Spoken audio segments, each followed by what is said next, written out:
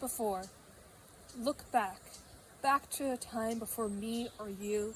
Back to a time when the trees were as numerous as the stars above, and humankind subsisted as only a few lone wanderers struggling to survive.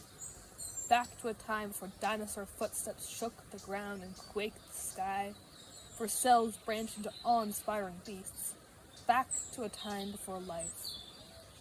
And after you've done that, look back farther, back to a time before a heavenly body on a collision course smashed into our world, throwing up rock and debris, creating a moon that would accompany Earth for billions of years to come.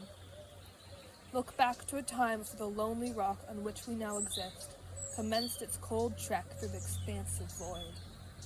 Look back before our world's burning mother began nourishing her children with a blinding glow and brought them into her twirling embrace.